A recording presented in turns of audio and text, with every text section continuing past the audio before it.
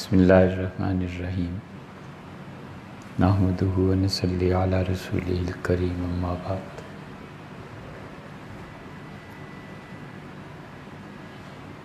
اللہ تعالیٰ انسانوں کی نیتیں،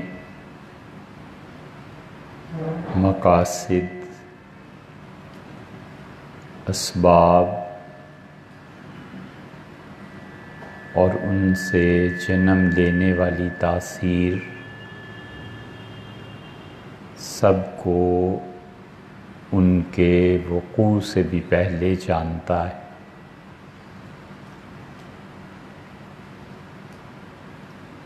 اسباب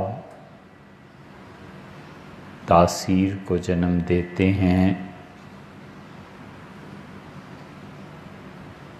اور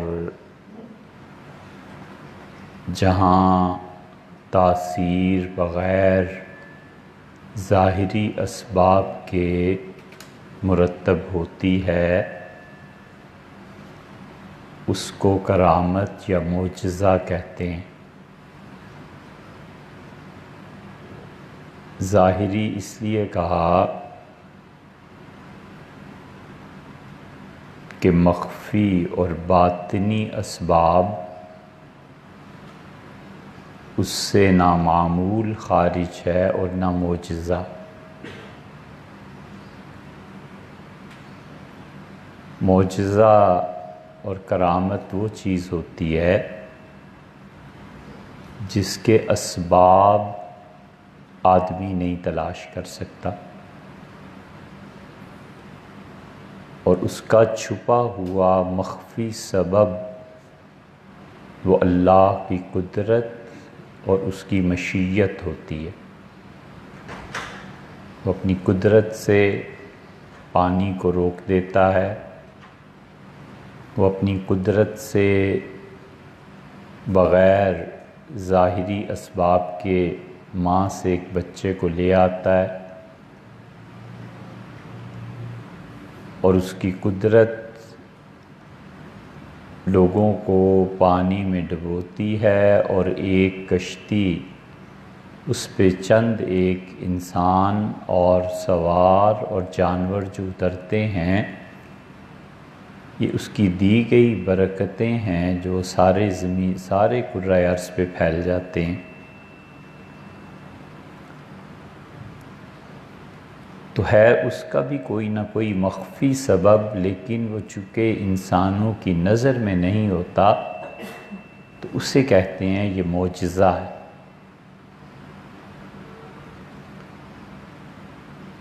تو تاثیر اسباب سے پیدا ہوتی ہے اور اسباب، سبب،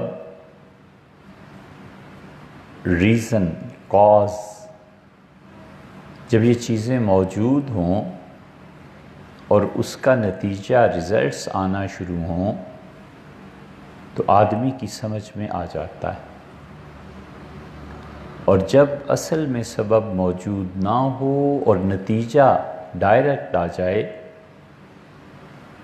تو یہ بہت سے لوگوں کے لیے جو در حقیقت عقل کے مقام پر رک گئے ہوتے ہیں ان کے لیے ذہنی پریشانی کا سبب بنتا ہے،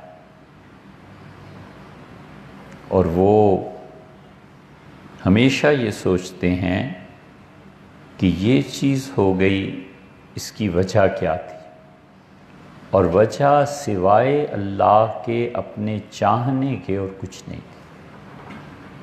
اللہ نے چاہا کہ ایسے ہو جائے، ہو گیا۔ اللہ نے نہیں چاہا کہ ایسے ہو، نہیں ہوا۔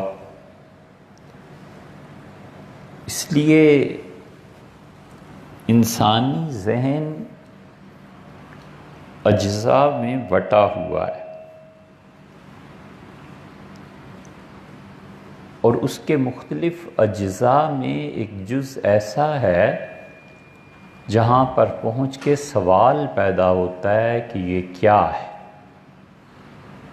بچہ ایک گاڑی کو چلتے ہوئے دیکھتا ہے اور اس کے ذہن میں سوال پیدا ہوتا ہے کہ یہ کیا ہے۔ پھر شعور جب پختہ ہوتا ہے تو وہ سوچتا ہے کہ یہ کیوں ہے، اور جس مرحلے پہ پہنچ کے سوالات آنا بند ہو جائیں اور جواب سے تسلی ہو جائے، اس کا نام علم ہے۔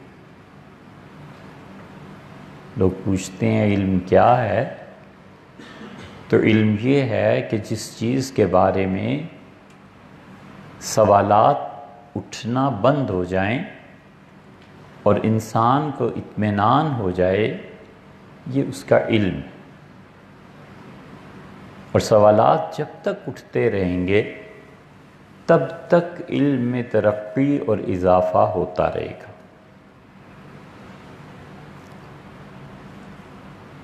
لوگ یہ سمجھتے ہیں کہ علم پانی کا نام ہے، کہ سوال پیاس تھا اور ایک گلاس پانی کا ملا اور اس نے پیاس کو بجھا دیا، علم یہ ہے۔ علم پانی کا نہیں، چشمے کا نام، کہ انسانی ذہن اللہ نے بنایا ہی ایسے ہے کہ مسلسل سوالات میں رہے گا۔ ایک دن آپ غور کریں صبح سے شام تک اب کتنے سوال آپ کے ذہن میں آتے ہیں، کتنوں کا جواب آپ پاتے ہیں اور کتنوں کا جواب آپ نہیں پاتے۔ تو یہ تسلسل کے ساتھ سوال جواب جس مقام پہ پہنچ کے انسان کا ذہن مطمئن ہو جاتا ہے اور پھر سوال نہیں اٹھتا، اس کا نام علم ہے۔ اور علم پانی نہیں ہے، علم چشمہ ہے۔ اور اس سے بھی بڑی بات اگر سمجھ میں آ جائے تو اگرچہ اس پہ اختلاف ہے، لیکن بہت سوچنے کے بعد کبھی اس نتیجے پہ پہنچے کہ علم در حقیقت چشمہ نہیں، یا ہے بھی تو اس سے بڑھ کر علم پیاس ہے۔ یہ پیاس خود علم ہے۔ اگر پیاس نہ ہو تو پھر سمندر کے کنارے بھی کھڑا ہو تو سمندر بیکار ہے۔ تو پرائم موور، یہ لفظ پھر آئے گا۔ ارسطو نے اسے اللہ تعالیٰ کیا مانا ہے، ان کو کچھ ادراک ہو گیا تھا۔ ارسطو نے بہت سی چیزیں جو دنیا کو دیں، ان میں ایک چیز یہ بھی تھی کہ پرائم موور کیا ہے، اور پرائم موور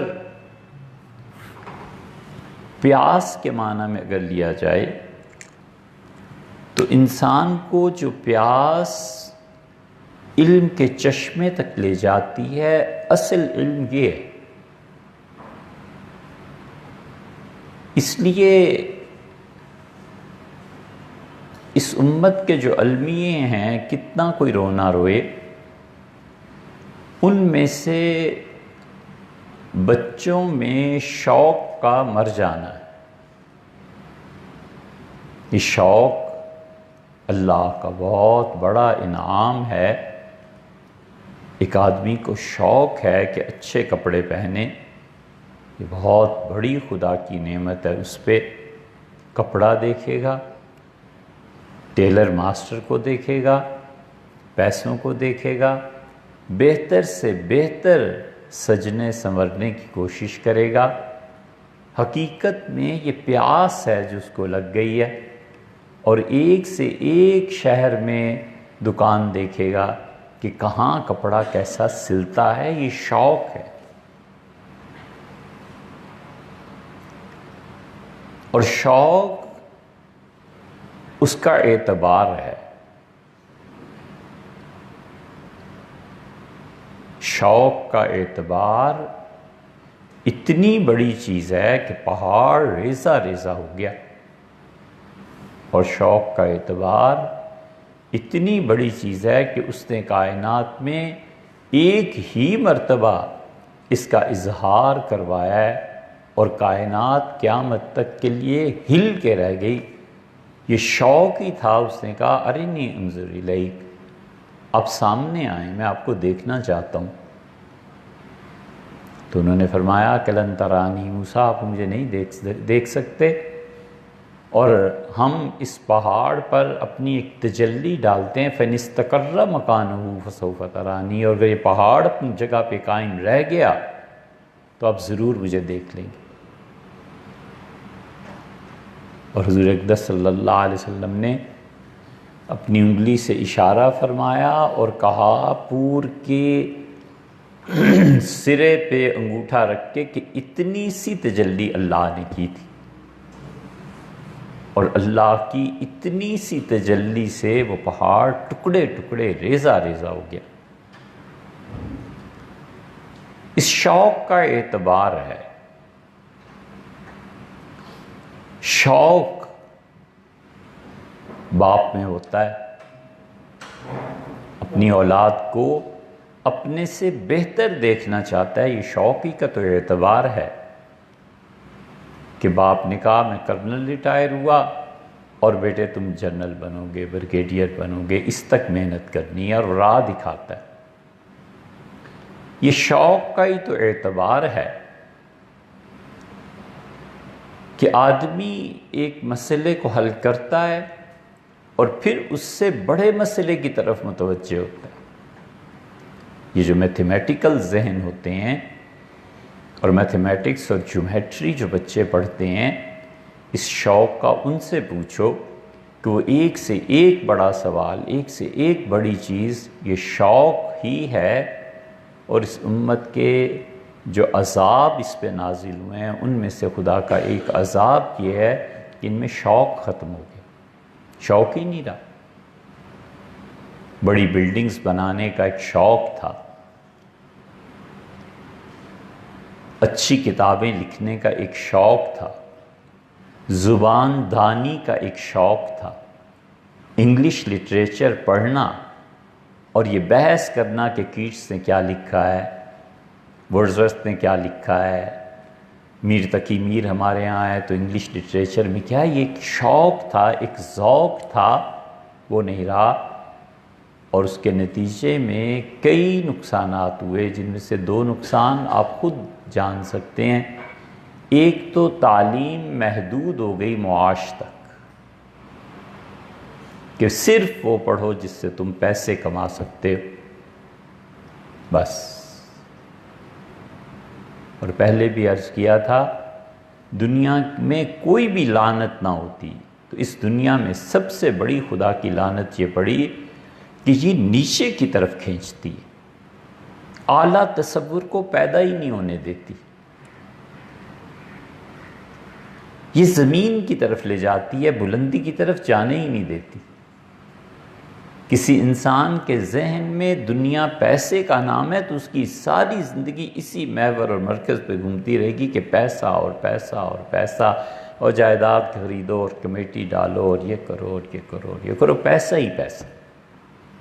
وہ کبھی یہ تصور نہیں کر سکتا کہ انسانیت کی معراج کیا ہے، وہ کبھی بھی ساری زندگی یہ نہیں سوچ سکتا کہ صبر کی حقیقت کیا، اشیاء کی صورتیں جس میں لوگ کھو جاتے ہیں، حقائق کے اور فرد کے درمیان حجاب بن جاتی۔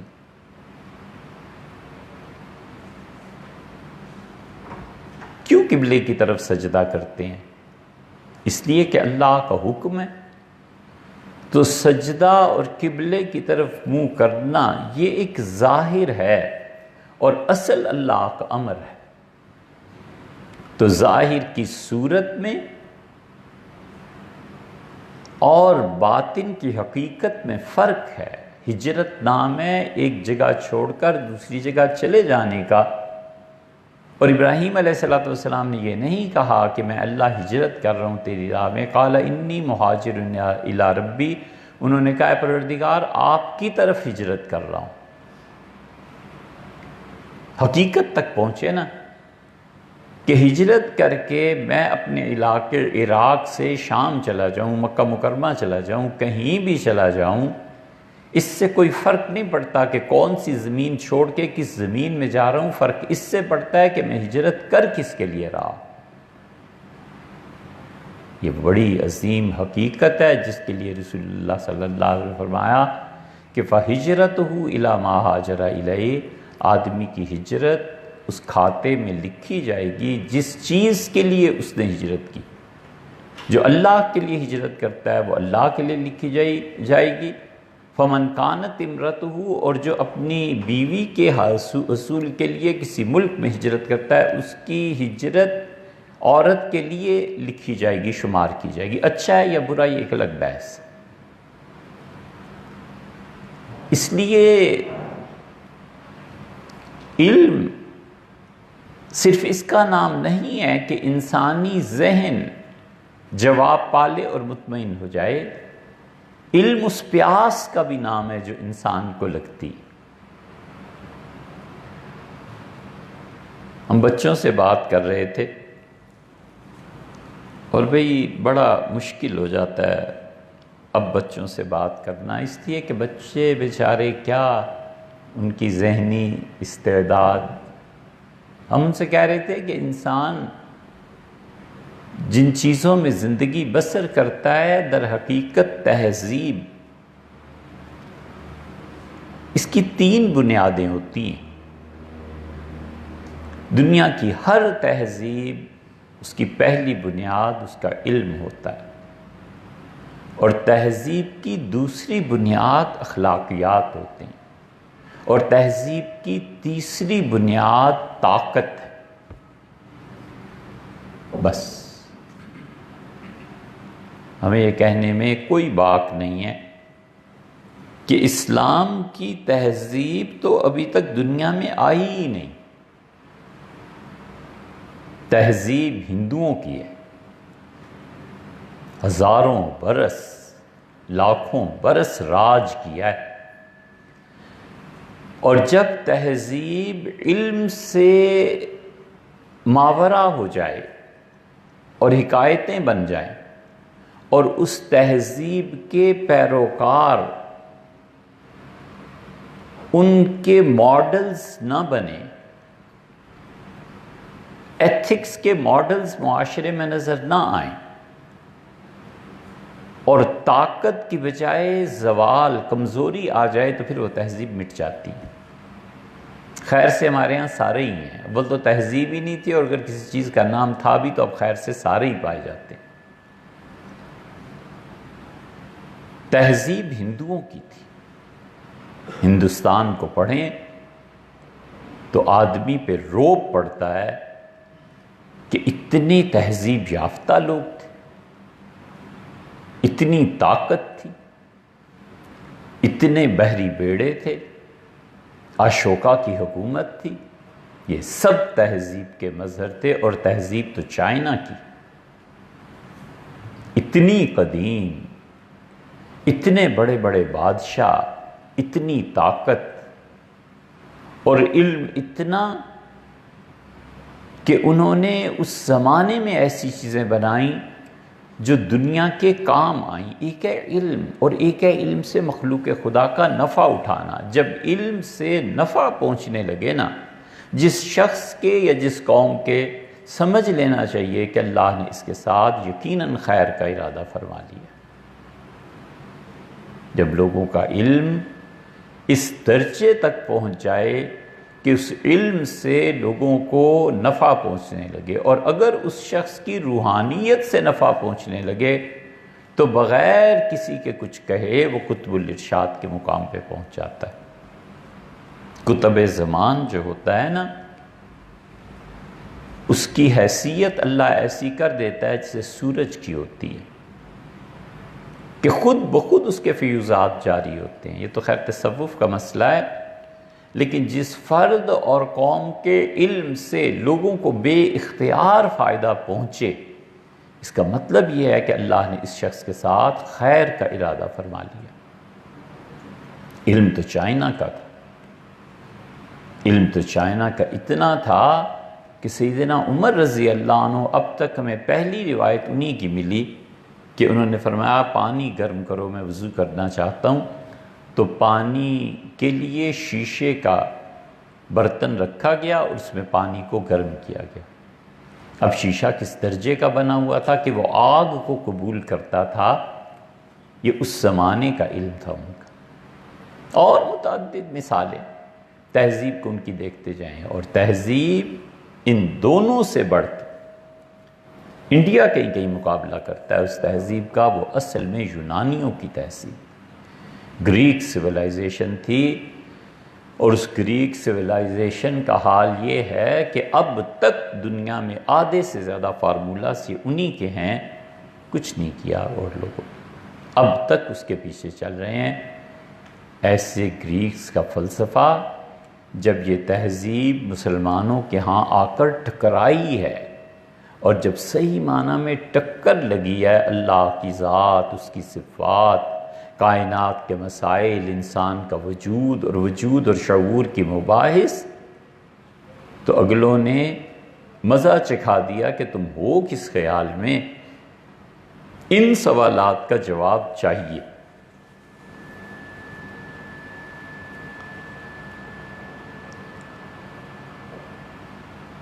بے تکلفی کی ایک بات ہے، صحیح ہے تو صحیح ہے، غلط ہے تو پھر کیا فرق پڑ جانا ہے۔ جتنے لوگ کم ہوتے ہیں ہمیں بڑی راحت ہوتی،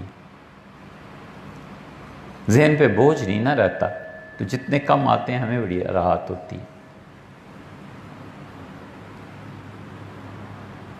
آنا ہو یہاں پہ تو والدہ ہماری وہ پڑھتی رہتی ہیں اپنا جو بھی، تو کبھی کبھی کہتی ہیں بیٹھو، ہمیں پتہ ہوتا ہے اب کیا باتیں ہونی ہیں۔ تو آج بھی ایسے ہی ہوا،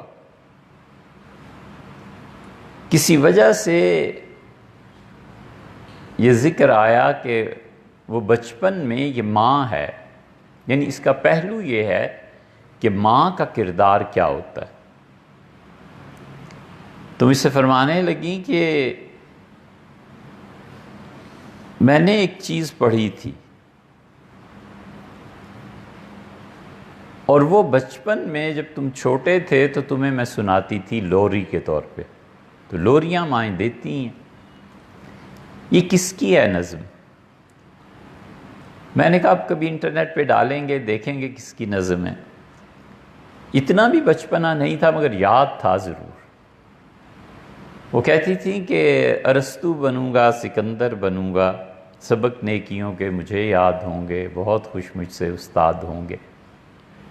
فرمانے لگی کہ یہ میں پڑھتی تھی تو یہ میں نے بھی کہیں پڑھا تھا، تو ہنستے رہے۔ ارسطو کا نام پہلی مرتبہ ماں سے سنا، اور پھر جب ہم 10-12 سال کے تھے تو اساتذہ، ایک استاد ایسے مل گئے جو اس سارے فلسفے کو ایک حد تک پڑھے ہوئے تھے، تو ابھی تک یاد ہے ان کے کمرے میں گئے، ہم نے کہا یہ ارسطو کون تھا؟ بہت خوش ہوئے۔ یعنی وہ بات تھی کہ حضرت خضر علیہ السلام لیٹے ہوئے تھے، صحیح بخاری میں آیا ہے کہ سر کے نیچے بھی انہوں نے اپنی چادر دے رکھی تھی اور پاؤں کے نیچے بھی، تو موسیٰ علیہ السلام آئے اور انہوں نے کہا، سلام کیا، تو حضرت خضر نے اپنی چادر ہٹائی اور ان کا انا بِأَرْضِكَ السلام، یہاں کون آ گیا ہے سلام کرنے والا اس سرزمین میں؟ تو انہوں نے برجستہ فرمایا کہ اسکول میں بھی کوئی ارسطو کو جانتا ہے، یہ ماں کا اثر ہے۔ پھر جب پڑھا کہ ارسطو کون تھا اور کیا تھا اور ارسطو نے کیا کیا، تو یہ جو آج بھی گفتگو ہوتی ہے اس فلسفے پہ، یہ اس ماں کی ایک لفظ کا اثر ہے کہ ارسطو بنوں گا، سکندر بنوں گا۔ تو ہم نے کہا یہ ارسطو ہوتا کون ہے، بننا کیا ہے؟ یہ تربیت۔ یونانی تہذیب جو تھی نا، اس تہذیب میں بہت کمال حاصل کیا،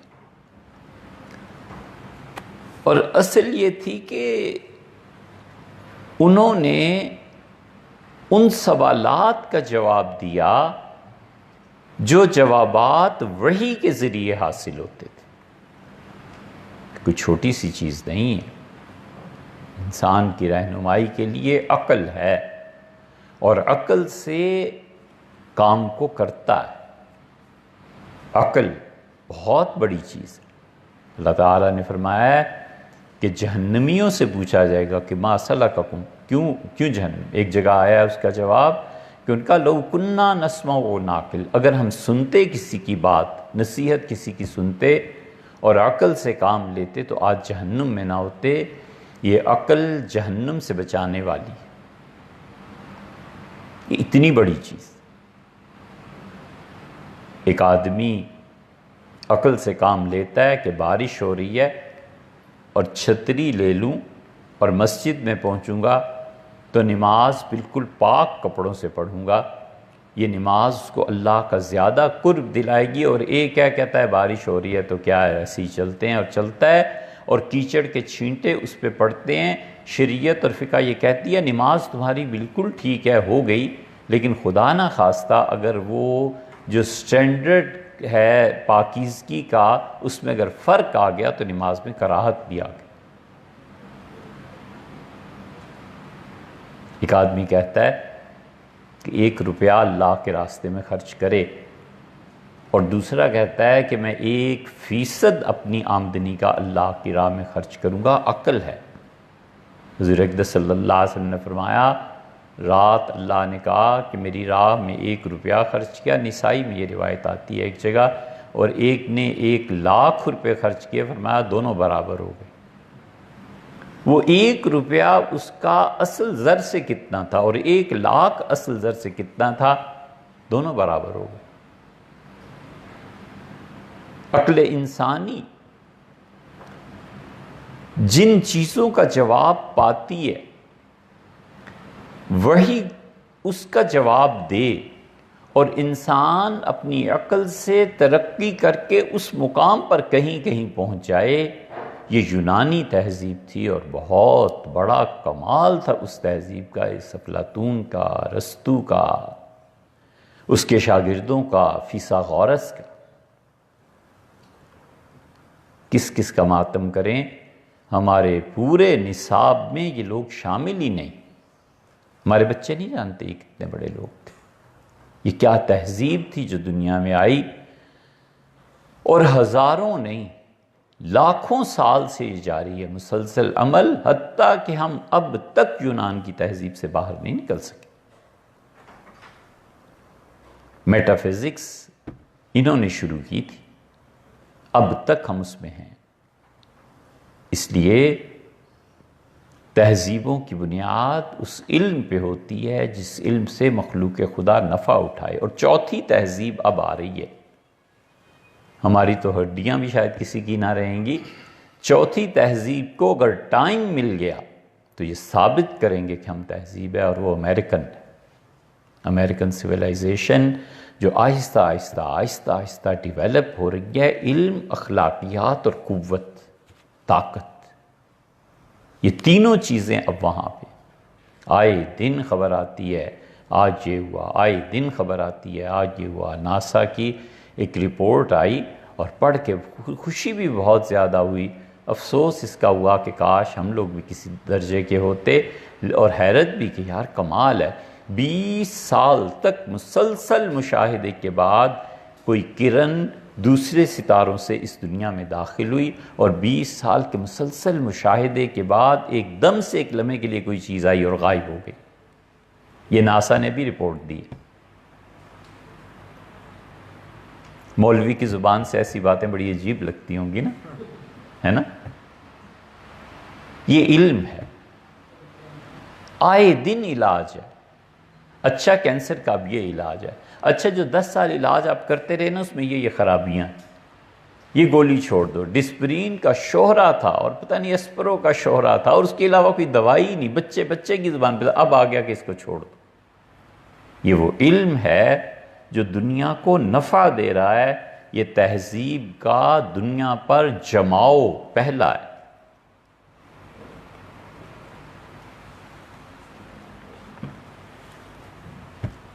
اخلاقیات ہیں، ان اخلاقیات کا لیٹسٹ جو مظاہرہ ہوا ہے امریکہ سے، کمال کیا ہے انہوں نے۔ اچھی بات جہاں بھی ہے داد دینی چاہیے، انسان کو اپنا دماغ بہت مثبت اور بہت وسیع رکھنا چاہیے۔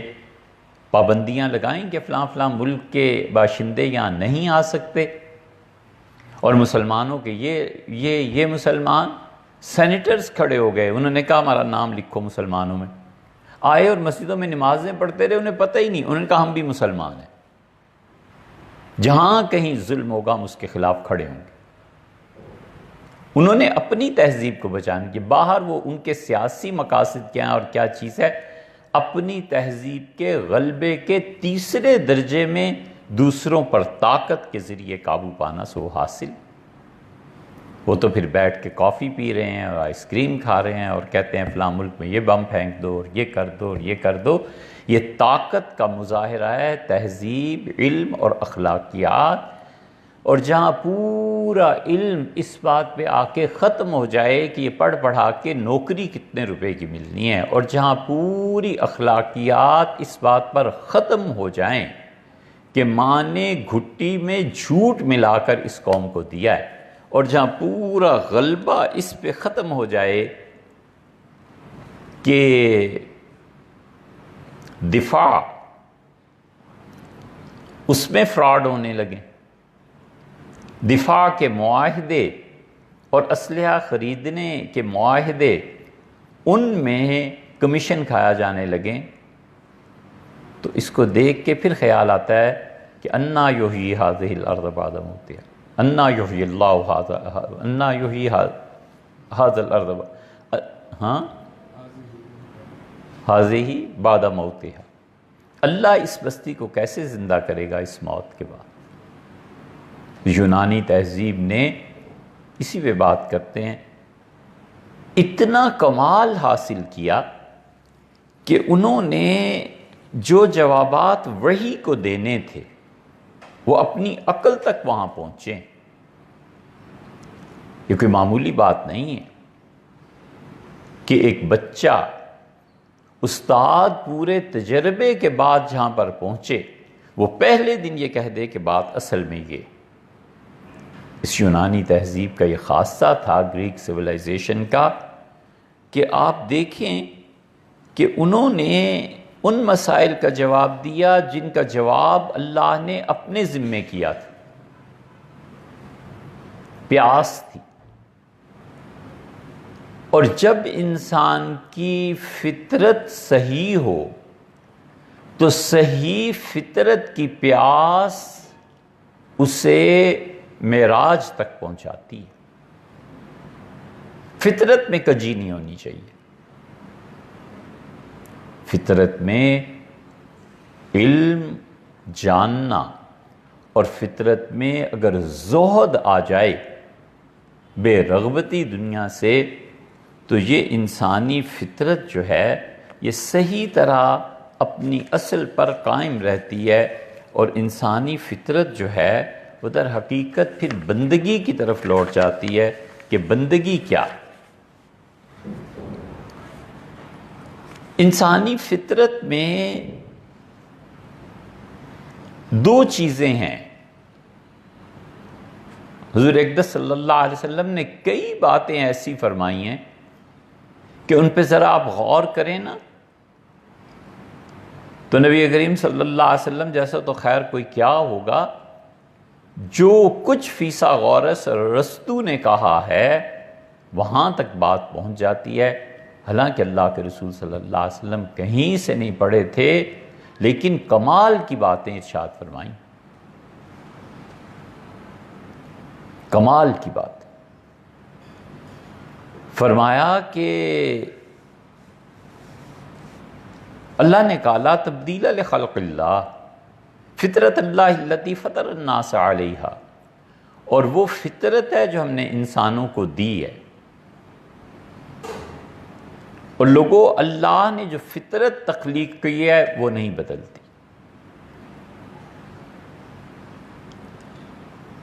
اتنی بڑی آیت ہے کہ یقین مانیں ہمالیہ پہاڑ کو اور بحر الکاہل کے بیچ میں کسی کو کھڑا کر دیں تو اتنی دہشت طاری نہیں ہوتی جتنی اس سے ہوتی ہے. اس نے کہا الا لہ الخلق والامر، لوگو تم جانتے نہیں ہو خلق اور امر دونوں میں میرا کوئی شریک اور سہیم نہیں. خلق اور امر دونوں اللہ کے لیے. سانس رکتا ہے، خلق اور امر دونوں اللہ کے لیے. انسان قیامت تک اس عالم خلق سے نہیں نکل سکتا. یہ عالم خلق کی تو ہے، تخلیق کی تو ہے کہ اس ستارے کی یہ خبر ہے اور اس مرض کا یہ علاج ہے اور زندگی یہ ہے اور کپڑا نئے سے نئے اور تہذیب اور سارا عالم خلق کی ہے. عالم امر تک تو بھی رسائی نہیں ہے. عالم امر روح ہے، عالم امر ٹائم ہے، اور اس عالم امر کو پیدا کرنے والا وہ کہتا ہے یہ عالم امر میرا ہے. اور عالم امر عقل تو بچہ بھی نہیں اس کے سامنے، وہ اتنی بڑی چیز. اس لیے کتنے سائنٹسٹ ایسے پیدا ہوئے جنہوں نے روح کے بارے میں کہا. بہت تھوڑے روح کے بارے میں نہیں جانتے لوگ. یہ عالم امر سے کبھی کبھی دو طرح کے انسان پیدا ہوتے ہیں. ایک جو نظریات کو جنم دیتے ہیں اور ایک جو نظریات کی حفاظت کرتے ہیں. حضرت شاہ ولی اللہ رحمۃ اللہ علیہ کو اگر آپ غور سے پڑھیں کبھی تو شاہ ولی اللہ کی روح عالم امر سے تھی، کچھ خاص چیز تھی. ورلڈ آرڈر مرتب کرنا امریکنز نے کیا ہے، اور انہیں ورلڈ آرڈر کے بعد جو ان کے بیانات تھے انہوں نے کہا کہ اگر ورلڈ آرڈر کہیں پہ نافذ نہیں ہوگا تو ہم جبرن کرائیں گے. وہ چل رہے ہیں اس ورلڈ آرڈر قائم کرنا ہے نا. شاہ ولی اللہ رحمۃ اللہ علیہ نے دلی میں پوری اسلامی دنیا کے لیے ورلڈ آرڈر لکھا تھا کہ کیا ہونا چاہیے، کیا ہو رہا ہے، کس طرح سے اس زوال کو عروج میں تبدیل کیا جا سکتا ہے. اور شاہ ولی اللہ کے بعد یہ بہت بڑی بات ہے. ممکن ہے لوگوں کو اس سے کوئی حرج نہیں، اختلاف میں بھی ان کی بھی ایک رائے ہوگی. شاہ ولی اللہ رحمۃ اللہ علیہ کے بعد عالم امر کی تجلیات کسی شخص کی روح پر پڑی ہیں تو غالباً علامہ اقبال. یہ اتنا بڑا آدمی ہے، اتنا بڑا آدمی ہے کہ یہ نظریات کے کریٹر ہیں، نظریات کو پیدا کرنے والے. اس عالم امر سے کبھی کبھی ایسی روحیں آتی ہیں کہ یا تو وہ نظریات کی تخلیق کرتی ہیں اور یا وہ نظریات کی حفاظت کرتی ہیں.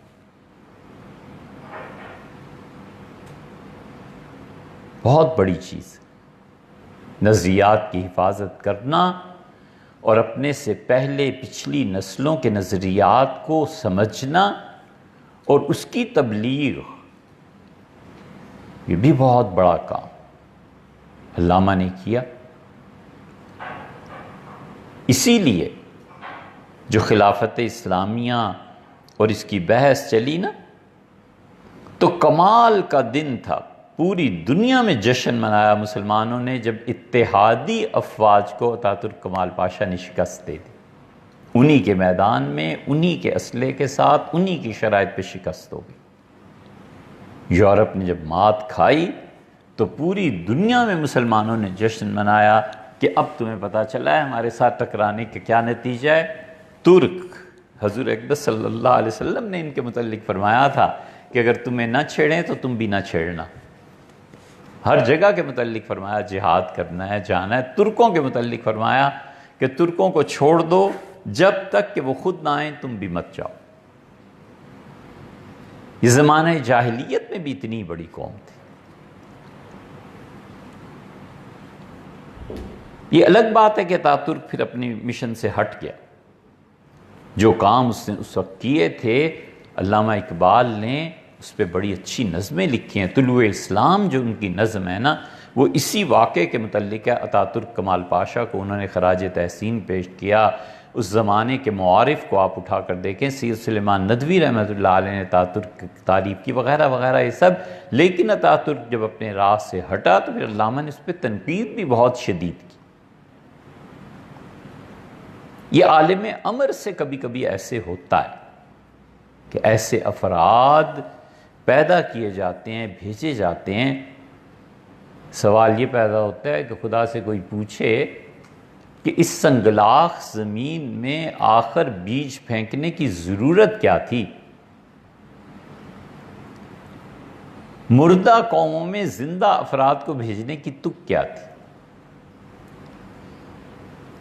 تاکہ اللہ قیامت میں اپنے ان بندوں کو کھڑا کرے اور اس قوم کو کہے کہ اتنے بڑے بڑے لوگ تمہارے یہاں بھیجے تھے اور تم نے ذرہ برابر قدر نہیں کی کہ کوئی آدمی کچھ کہتا ہے، سننا ہے، بات ماننی ہے، نہیں ماننی، کیا کرنا ہے، بالکل پرے کاہ کے برابر نہیں سمجھا.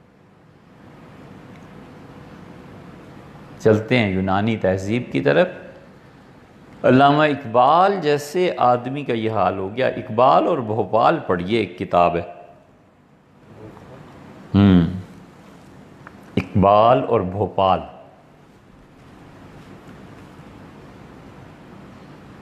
آپ ان کی سوانح جب پڑھیں گے نا تو اس جیسے آدمی کا یہ حال ہے کہ لکھتے ہیں کہ میری عمر میں یہ رہا ہے کہ مہینے کے پہلے 10 دنوں میں جو مقدمہ آ گیا بس اسے لے لیا، باقی میں نہیں لیتا. اور اس کی فیس سے گھر کے کاروبار چلتے ہیں. اور اب عمر زیادہ ہو گئی، 50 سے زیادہ ہو گئے تھے تو لکھا عمر زیادہ ہو گئی، اور اب کچہری اور ان معاملات میں الجھنے کو جی نہیں چاہتا.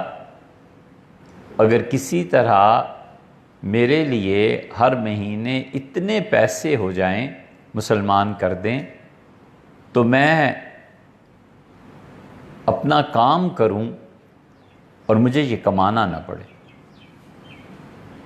اخبار میں اشتہار چھپا اس جیسے غیور آدمی کا، اور مسلمان 500 روپے مہینہ نہیں کر سکے. یہ بات کی نظام کی نظر سے گزری. انہوں نے لکھا کہ علامہ جیسا آدمی، وہ تڑپ اٹھے اور کہنے کہ یار اتنا بڑا آدمی، وہ 500. ان کا لکھو میری طرف سے کہ ہر مہینے پہنچیں. پھر بھوپال والوں نے لکھا. کیا کرنا تھا اس درویش نے ان پیسوں کا؟ یعنی لاچارگی کی حد ہے کہ بیوی بیمار ہے، سردار بیگم، اور حسن نظامی لکھتے ہیں، ان کو خط لکھا کہ حکیم صاحب سے دلی میں کہیے، غالباً حکیم اجمل صاحب، حکیم نابینا صاحب، حکیم نابینا صاحب سے کہیے کہ اگر وہ لاہور تشریف لے آئیں تو میں ان کے آنے جانے کا کرایہ اور جو کچھ گھر پہ ہوگا پیش کر دوں گا. اتنے پیسے نہیں ہیں کہ میں بیوی کو لے کے دلی آؤں اور پھر لاہور. یہ اس آدمی کی نجی زندگی ہے. یہ اس قوم کا حال ہے جو اس وقت بھی لاکھوں روپے خرچ کرتے تھے طوائفوں پر یا مقدموں پر. بس مقدمے کر کر کے کورٹ میں جا جا کے خوش ہوتے تھے. 20 سال مقدمہ چلا، 10 سال مقدمہ چلا، خوش ہوتے تھے ان چیزوں پہ. اور جو اصل چیز جس پہ مقدمہ کیا تھا اس سے ہزاروں گنا زیادہ خرچ ہو جاتے تھے. اس لیے اللہ کبھی کبھی عالم امر سے بھیجتا ہے.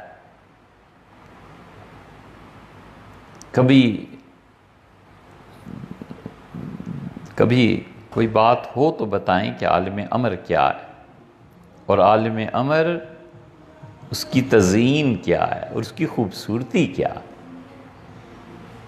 عالم خلق عالم امر کے مقابلے میں اتنا بھی نہیں ہے جتنا 1000 صفحے کی کتاب کے مقابلے میں ایک چھوٹا سا نکتہ ہوتا ہے.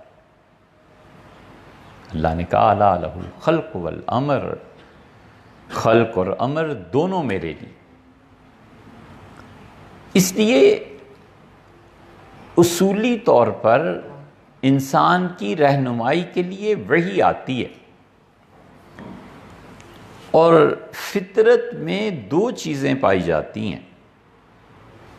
حضور اقدس صلی اللہ علیہ وسلم نے فرمایا نا کہ کل مولد یولد علی الفطرہ، ہر آدمی فطرت پر پیدا ہوتا ہے. وہ دو چیزیں مسخ نہ ہوں. ایک فطرت میں خیر اور شر کا تصور کہ یہ چیز اچھی ہے، یہ چیز بری ہے، نیچرلی پیدا ہو جاتا ہے. کیا اچھی بات کہی فیثاغورس نے، کمال کی بات کہی اس نے. اس سے پوچھا گیا علم کیا ہے، تو اس نے کہا خارج سے جتنا کچھ تمہیں حاصل ہوتا ہے نا، اس کے بغیر تمہاری فطرت میں جو چیز ہے وہ علم ہے. خارجی ماحول سے جو کچھ تمہیں ملتا ہے اس کو چھوڑ دو، جو خود تمہاری فطرت میں ودیعت کیا گیا ہے وہ علم ہے. یہ فیثاغورس کا جملہ ہے. اس لیے فطرت میں پہلی چیز خیر اور شر کا تصور، اور دوسری چیز کہ اس کا محاسبہ ہوگا، نگرانی ہوگی. جس انسان میں یہ دو چیزیں پائی جائیں، یا پھر تربیت اس کو اس مقام تک لے آئے کہ وہ جانتا ہو خیر کیا ہے اور شر کیا ہے، اور وہ جانتا ہو کہ خیر کا کام کر رہا ہوں اس کے ریزلٹس کیا نکلیں گے، اور شر کے جو بیج بو رہا ہوں اس کے ریزلٹس کیا نکلیں گے. جس آدمی کو تربیت یہاں لے آئے نا وہ بھی غنیمت ہے، اور جس کو فطری طور پہ ہر انسان کو اگر حاصل ہے، جس کو تو بہت بڑی چیز ہے. انسانی فطرت اس چیز کا نام. یونانیوں نے کمال یہ کیا کہ وہ اس حد تک پہنچ گئے تھے، اور انہوں نے فطرت کو اپنی عقل کی بنا پر دریافت کر لیا تھا. اس لیے افلاطون، یہ چیزیں اگر آپ کے لیے ثقیل ہوں یا نہ دل لگتا ہو تو کچھ اور بات کریں، ہیں کچھ اور بات کریں. کیا کہتے ہیں آپ مصدق صاحب؟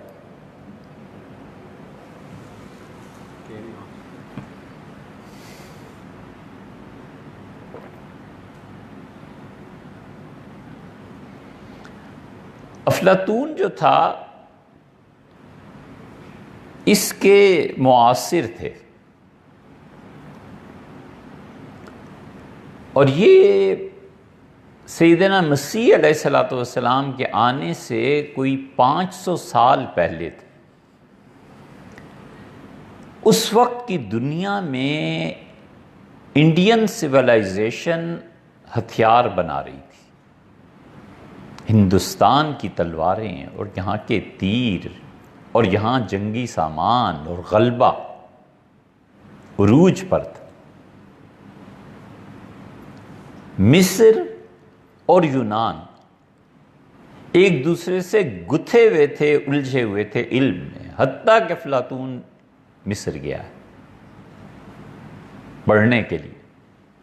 اس لیے مصر والے جو کہتے ہیں نا کہ ہم ان سے بھی بھاری ہیں، تو اس کو بھی دلیل بناتے ہیں کہ افلاطون ہمارے یہاں پڑھنے آیا تھا.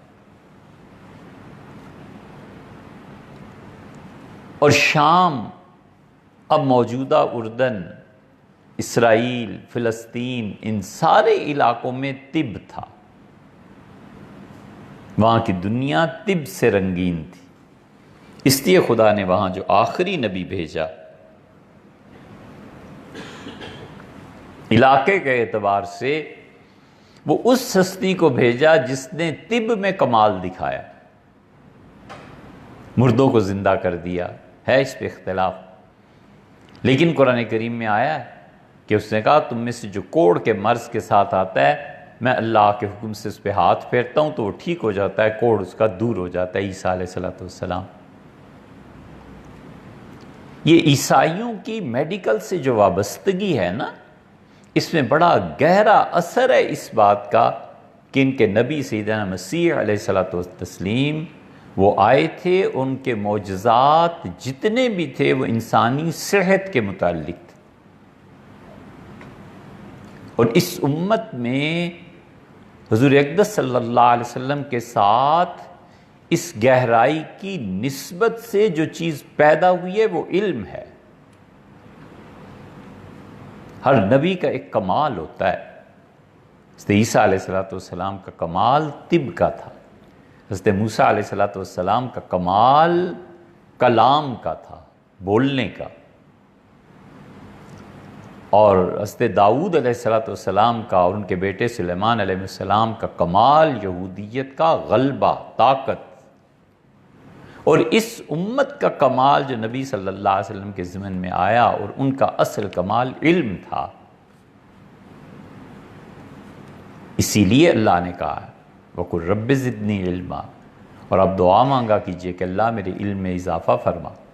اور رسول اللہ صلی اللہ علیہ وسلم نے یہ تلقین کی عبداللہ ابن مسعود رضی اللہ عنہ کو کہ نماز کے آخر پہ عبداللہ ابن مسعود رضی اللہ عنہ پڑھتے تھے، اور غالباً یہ وہیں سے تلقین تھی کہ فرمایا یہ کہا کرو رب زدنی علماً و ایماناً و یقیناً، اللہ میرے علم میں، ایمان کی کیفیت میں اور یقین میں اضافہ فرما۔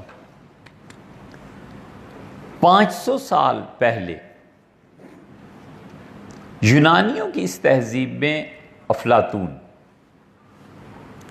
اور افلاطون کا ایک معاصر تھا، مختلف طرح پہ اس سے پڑھا گیا ہے کہ اس کا نام کیا تھا، اور ایک تلفظ اس میں سے یہ ہے کہ پارمانائیڈس۔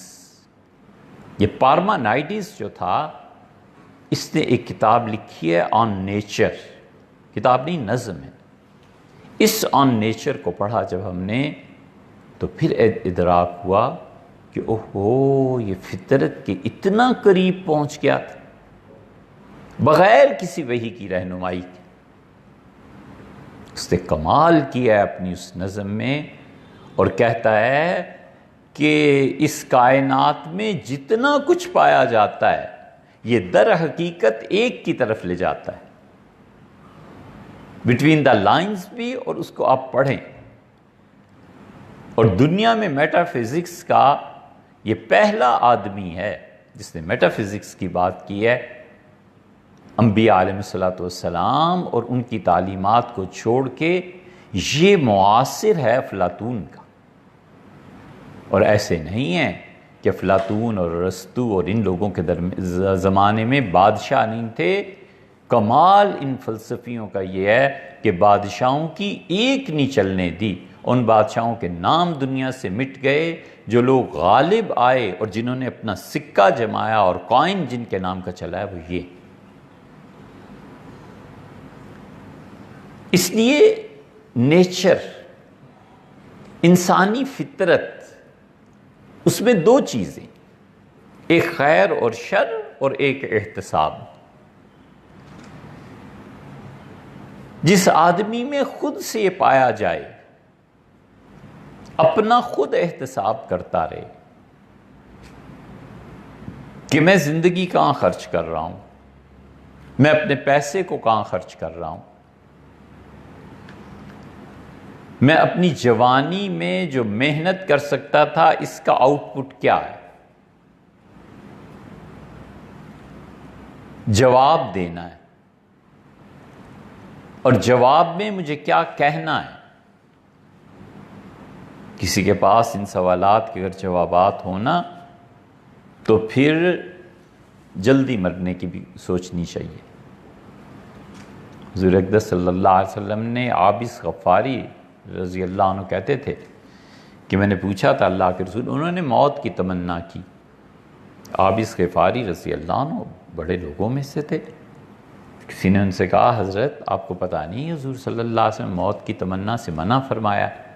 کہنے لگے مجھے پتہ ہے، لیکن فرمایا تھا جب 6 چیزیں اگر تمہاری زندگی میں آ جائیں نا تو پھر موت مانگنے میں بھی کوئی حرج نہیں.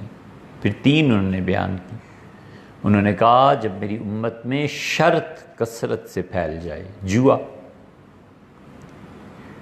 شرط کثرت سے پھیل جائے، جوئے کے ذریعے مال حاصل ہونے لگے. کرکٹرز آپ کے بڑے بڑے نامی گرامی جواری، جوا ہی ہے نا، سزا ہو گئی. اور جو پیسہ جوئے سے لیا تھا اس کا کیا ہوا؟ احتساب ہو گیا. سرحد کی حکومت میں اتنے منسٹرز سے نکال دیے. مانا حضرت وہ جو پیسہ لے کے گئے ہیں وہ. فرمایا جب شرط امت میں لگنا شروع ہو جائے کثرت سے، عمومی طور پہ جوا عام ہو جائے. اور دوسرے رسول اللہ صلی اللہ علیہ وسلم عابس تم دیکھو جب انصاف بکنے لگے. تیسری چیز کیا تھی؟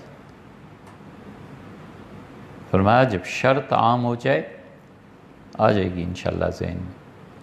اور جب انصاف بکنے لگے، ہاں فرمایا کہ تمہارے حکمران پرلے درجے کے بے وقوف بننے لگے.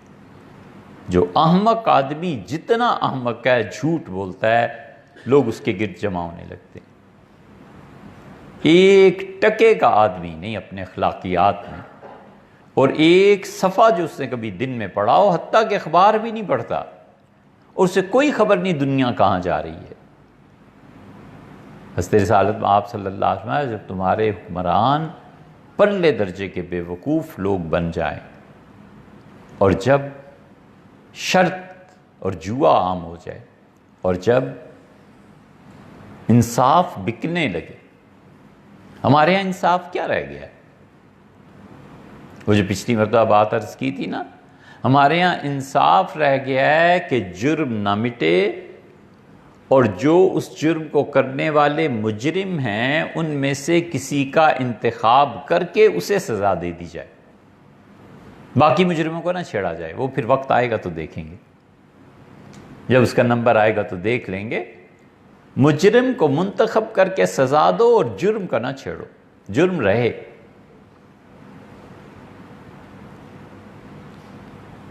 تو یہ یونان کی تہذیب والے جو تھے نا، وہ اپنی عقل سے اتنا عروج پا گئے تھے کہ وحی نہیں آئی تھی. یہ افلاطون کے کوئی 50 کے قریب تو شاگرد ہیں، اور یہ شاگرد ان کے سارے علوم ہم تک نہیں پہنچے. فیثاغورس کی چیزیں پوری نہیں پہنچی. یہ پہنچتی تو دنیا کتنی کمال کی ہوتی. انہوں نے نیچرلی ان چیزوں کو پا لیا تھا، اور اگر زندہ ہوتے تو 100,000 بار شکر کرتے کہ ہماری پیاس نے ہمیں وہاں تک پہنچایا ہے جہاں تک تم وحی کے ذریعے پہنچے ہو. اللہ کا یہ اتنا بڑا انعام ہے کہ کبھی کبھی ہم سجدہ کرتے ہیں اور سوچتے ہیں کہ اے رب، جس پہ لوگوں کی زندگیاں کھپ گئیں اور فیثاغورس اور افلاطون جیسے دماغ کھپ گئے، اس پیاس سے اور محنت سے تو نے بچایا. اور حضور اقدس صلی اللہ علیہ وسلم کے ایک جملے نے ڈائریکٹ وہاں تک پہنچا دیا. وہ بھی اسی فطرت کو کہتے ہیں، جہاں پہنچ کے وہ تھک گئے، وہاں پر وہ ایک چیز تھی اللہ کی معرفت، کیونکہ وہی نہیں آئی تھی نا. عقل انہیں لے گئی.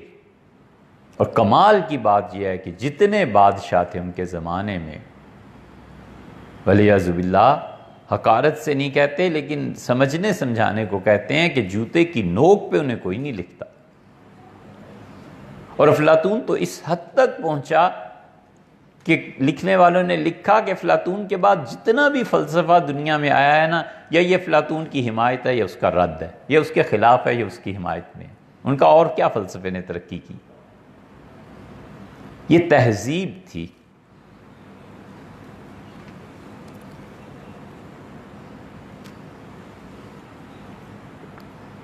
سب ایک طرف چلے گئے تھے. انہوں نے کہا کہ انسان کا وجود اخلاقی ہے، یہ وہ چیز ہے جو ہمیں دین نے سکھائی۔ وہ زندگیاں صرف کر کے اس نتیجے پہ پہنچے کہ انسان کا وجود یہ گوشت اور پوست نہیں ہے، انسان کا وجود اخلاقیات پر مبنی ہے۔ جو آدمی اخلاقیات میں جتنے اعلیٰ درجے پر فائز ہے وہ اتنا ہی اچھا انسان۔ انسان اس کا نام نہیں ہے۔ حضور اقدس صلی اللہ علیہ وسلم نے اسے دوسری طرح فرمایا، مسلم کی روایت میں آتا ہے، پوچھا کہ اللہ کے رسول کون آدمی سب سے اچھا ہے؟ آپ نے فرمایا ان الناس کمعادن، لوگ تو ایسے ہیں جیسے سونے اور چاندی کی کانیں تم نے دیکھی ہیں، ایسے ہوتے ہیں۔ کمعادن الذہب والفضہ، جیسے سونے اور چاندی۔ خیارکم فی الجاہلیہ خیارکم فی الاسلام، تم میں جو آدمی کافر ہونے کی حالت میں سب سے اچھا تھا، اسلام لا کے بھی وہ سب سے اچھا رہے گا اذا فقہوا، جب لوگ اس دین کو سمجھ لیں گے۔ کافر کا وجود بھی اخلاقی فرمایا نا۔ اسی لیے تو حکیم ابن حزام رضی اللہ عنہ آئے، اور حکیم ابن حزام پھوپھی زاد بھائی تھے حضرت خدیجہ رضی اللہ عنہ کے، اور حکیم ابن حزام کو پیسے دیے تھے خدیجہ رضی اللہ عنہ نے کہ میری شادی ہے، محمد صلی اللہ علیہ وسلم سے کوئی تحفہ لا دیں، میں اپنے شوہر کو پیش کروں گا۔ تو انہوں نے دیکھو کیسی عقل کی باتیں ہیں نا، بڑے دانا تھے، بڑے حکیم تھے۔ یہ عرب اپنے دار الندوہ میں بڑے بڑے فیصلے جہاں بیٹھ کے عربوں نے کرنے ہوتے تھے، 40 سال سے کم عمر کے کسی آدمی کو نہیں بٹھاتے تھے۔ یہ واحد حکیم ابن حزام رضی اللہ عنہ ہے جو 19 سال کی عمر میں جا کے بیٹھے۔ تو سرداروں نے کھڑے ہو کے استقبال کیا، انہوں نے کہا لڑکے تم ہم سے بھی بڑے ہوئے ہو، آؤ بیٹھو۔ وہ گئے اور حضرت زید رضی اللہ عنہ کو خرید کے لائے۔ وہ اس وقت 9 سال کے بچے تھے، اور کہا کہ بہن یہ اپنے شوہر کو پیش کریں، یہ ان کی خدمت کرتا رہے گا۔ زید بن حارثہ حضرت اسامہ رضی اللہ عنہ کے والد، اور یہ ایک حکیم ابن حزام ہی تھے جو اتنے دانا اور عقل مند تھے کہ رسول اللہ صلی اللہ علیہ وسلم نے ایک دن انہیں 1 روپیہ دیا، فرمایا کچھ خرید لائیں، آج کچھ مہمانوں نے آنا ہے، کھانا پکے گا۔ وہ تھوڑی دیر میں واپس آئے، کچھ دیر میں، اور 1 روپیہ بھی درہم جو بھی سکہ تھا وہ بھی واپس کیا، اور ایک بکرا بھی پیش کیا۔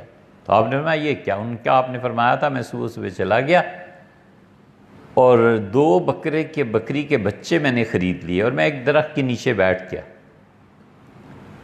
پھر ان میں سے ایک میں نے بیچا 1 میں، تو یہ وہ 1 کا سکہ بھی واپس ہے اور دوسرا بچہ بھی حاضر ہے۔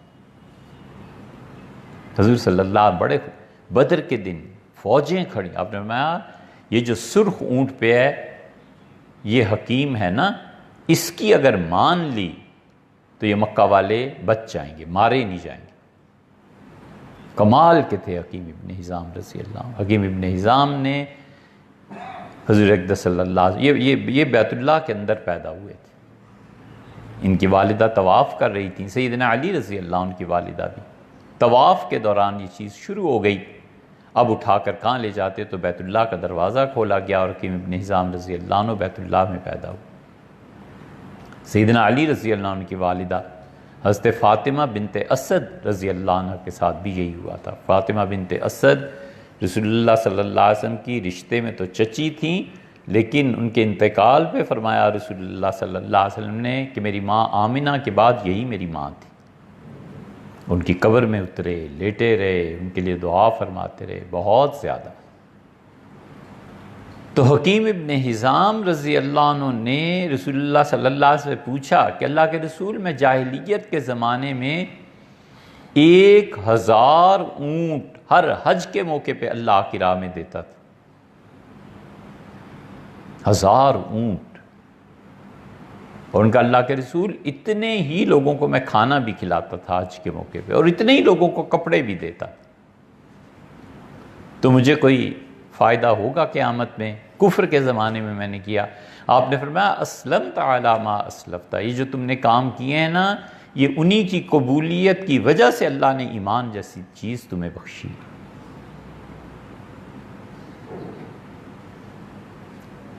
اس لیے کافر کی فطرت میں بھی حضور اقدس صلی اللہ علیہ وسلم تم میں سے جو کفر کے زمانے میں اچھے تھے وہی اسلام میں اچھے ہوں گے جب دین سمجھ لیں گے۔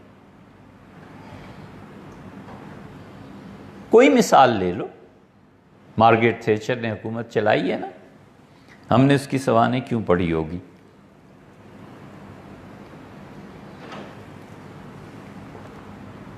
کبھی 100 صفحے بھی روز کر کے پڑھتے تو ہفتہ 10 دن میں مکمل ہو جاتی۔ یہ اگر اسلام قبول کر لے تو کیا ہو؟ صلاحیتیں تو وہی ہیں نا، وہاں بھی استعمال ہونی ہے، یہاں بھی استعمال ہونی ہے۔ اس لیے یہ سب اس پہ تھے کہ اخلاقی کمالات یہ ہے فرد، اور اگر اخلاقیات میں کمال نہیں ہے تو فرد کا کوئی وجود نہیں۔ اسی لیے پوچھا گیا کہ انسان کیا ہے، تو سقراط نے کہا کہ اخلاقیات۔ اس شخص کا جواب ہے جو اتنا پختہ کردار کا آدمی تھا کہ زہر دینے سے پہلے جب اسے قید میں ڈالا گیا تو وہ اس کے شاگرد کشتیاں اور رسیاں اور کیا کیا چیزیں لے کے آئے اس کے پاس، اور کہا رات کی تاریکی ہے، کشتی پہ بیٹھ کے چلتے ہیں کسی اور جزیرے میں۔ تو اس نے کہا تم چاہتے ہو کہ سقراط ساری زندگی جس چیز کی تعلیم دیتا رہا ہے دیانتداری میں، موت کے وقت خود عملاً اس سے ہٹ جائے اور منافق مرے؟ بالکل نہیں، میں جس سچائی کی تعلیم دیتا رہا ہوں اسی پہ قائم۔ اس نے کہا انسان نام ہے اخلاقی وجود کا۔ افلاطون سے کسی نے کہا علم کیا ہے؟ اس نے کہا خیر اعلیٰ۔ افلاطون نے کہا اعلیٰ درجے کی خیر۔ خیر کیا چیز ہے؟ خیر دوسروں کے ساتھ نیکی کرنا۔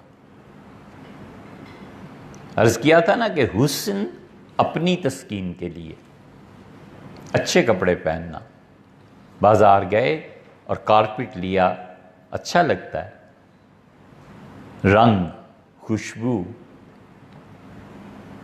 اس کا ذوق اگر دیکھنا ہو نا تو یورپ میں جا کے دیکھو۔ ذوق ہے نا امریکہ میں رنگوں کا، وہ تسکین کے لیے بہتر سے بہتر کر کے چیز کو پیش کرنا، ڈیکوریٹڈ۔ حسن اپنی تسکین کے لیے ہوتا ہے۔ آپ کبھی دیکھیں یہ جو انسیکٹ کلر جو لگتا ہے اس میں شعاع کا رنگ کیا ہونا چاہیے، اس پہ اتنی تحقیق کی کہ چھوٹے موٹے کیڑے کس رنگ پہ مرتے ہیں، کس رنگ کی طرف کشش ہے، اس رنگ کو لے آئے۔ یہ سب انسانی عقل اور خیر دوسروں کے لیے۔ قرآن نے اسے ایک جملے میں وَيُؤْثِرُونَ عَلَىٰ أَنفُسِهِمْ وَلَوْ كَانَ بِهِمْ خَصَاصَةٌ، اور وہ لوگوں کی بھلائی چاہتے ہیں اگرچہ انہیں خود شدید ضرورت ہوتی ہے، اس کے باوجود وہ دوسرے کو دے دیتے ہیں۔ حضور اقدس صلی اللہ علیہ وسلم نے یہی فرمایا کہ کیا ایسے نہیں ہو سکتا کہ تم میں سے جس کے پاس کھجور کے 2 درخت ہیں اور ایک سے اس کا گزارا چل سکتا ہے تو دوسرا اپنے ہمسائے کو دے دے، اور کیا ایسے نہیں ہو سکتا کہ تم میں سے جس کے پاس 2 سواریاں ہیں ایک سواری وہ خود رکھے اور ایک سواری اپنے ہمسائے کو دے دے؟ یہ خیر اعلیٰ ہے۔ افلاطون سے پوچھا کہ وجود، اس نے کہا خیر اعلیٰ۔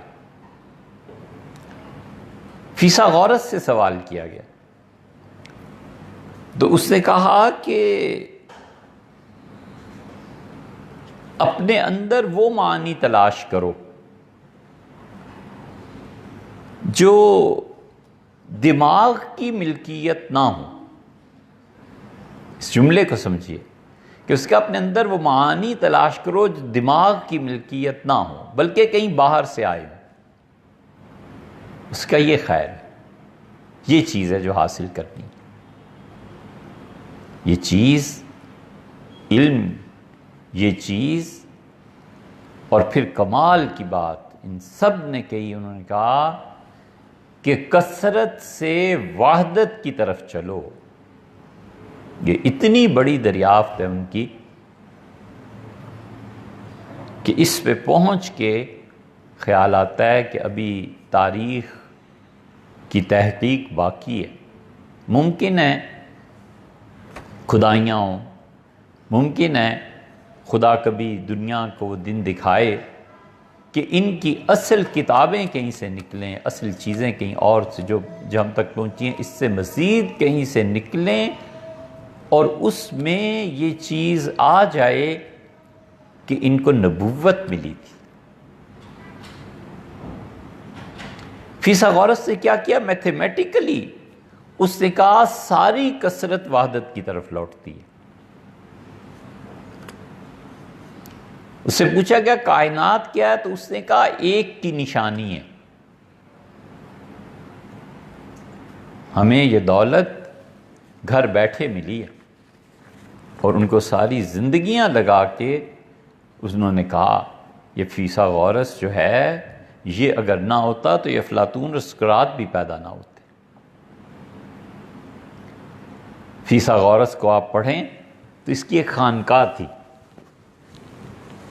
اس خانقاہ میں جتنے اس کے شاگرد آتے تھے نا، اس کا ہلکا سا نمونہ یہ اس کے ہاں بھی تھا۔ یہ جو انڈیا کا تھا یار، پہلا نوبل پرائز ونر تھا، بنگالی تھا، رابندر ناتھ ٹیگور۔ ٹیگور کے ہاں بھی یہی تھا۔ ٹیگور اپنے یہاں لوگوں کو بلاتا تھا، جوان لڑکے لڑکیاں بیٹھے رہتے تھے، سارا دن فراغت، کوئی کام نہیں۔ وہ صبح سویرے تہجد کے وقت، فجر کے وقت اٹھتا تھا اور ایک بس سبق دیتا تھا، باقی سارا دن چھٹی، جو مرضی کرو۔ پیاس تھی نا، وہ جانتے تھے کہ ٹیگور کس مقام کا آدمی ہے۔ اب ٹیگور کو کون پڑھتا ہے؟ یہ ہے وہ چیز، اس کو ہم کہتے ہیں کہ کبھی نظام تعلیم بنائیں تو ان لوگوں کو مستقل پڑھائیں کہ بیٹے یہ تھے کیا، دنیا کو اس تہذیب نے دیا کیا۔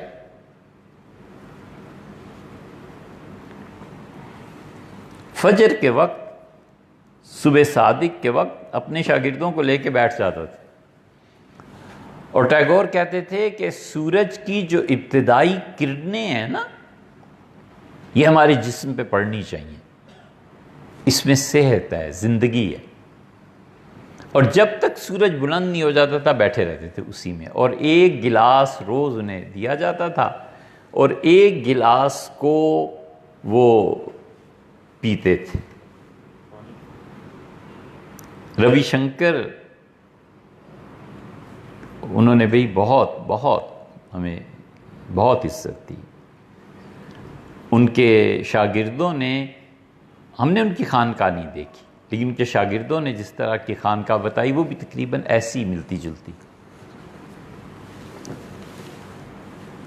ٹیگور ایک گلاس رکھتے تھے اپنے سامنے، بس وہ تھوڑا تھوڑا پیتے رہتے تھے اور بات کرتے، اور ایک سبق اور پھر چھٹی۔ تو ایک شاگرد نے ان سے کسی نے کہا کہ آپ یہ ہمیشہ اکیلے ہی پیتے ہیں، ہمیں نہیں پوچھتے۔ تو انہوں نے گلاس بڑھا دیا، ان کا تم پی لو۔ تو لکھتے ہیں کہ جب میں نے چکھا تو مجھے، جس سے خالص اردو میں کہتے ہیں نا، نانی یاد آ گئی۔ ایک قطرہ جو پہلا میری زبان پہ آیا تو اتنا شدید تلخ تھا کہ میں اٹھ کے بھاگ گیا، کلیاں کرتا رہا تھا کہ یہ اثر زائل ہو زبان سے۔ تو واپس آیا تو مسکرائے، مجھ سے کہا کہ اور؟ تو میں نے کہا جی نہیں، بس ایک قطرہ بھی کافی ہے۔ حیرت ہے آپ پیتے کیسے ہیں؟ تو میں نے ان سے پوچھا یہ کیا ہے؟ تو انہوں نے کہا کہ کریلے سبزی جو ہے یہ صبح صبح میرے لیے اس کا عرق نکالا جاتا ہے۔ کریلوں کا عرق پیتے تھے ٹیگور۔ اس لیے جس انسان کو کبھی بھی زندگی میں یہ ذہن میں آئے کہ میں خیر اعلیٰ تک پہنچنا چاہتا ہوں، اور کبھی زندگی میں یہ آئے کہ مجھے کثرت سے وحدت کی طرف چلنا ہے، تو اسے یاد رکھنا چاہیے کہ مجاہدے کے بغیر نہیں ہو سکتا۔ بس اتنی سی بات۔ ایک ذکر اور ایک مجاہدہ۔ اللہ تعالیٰ نے کبھی توفیق بخشی تو ہم آپ سے عرض کریں گے کہ ابتدائی تصوف کیا تھا۔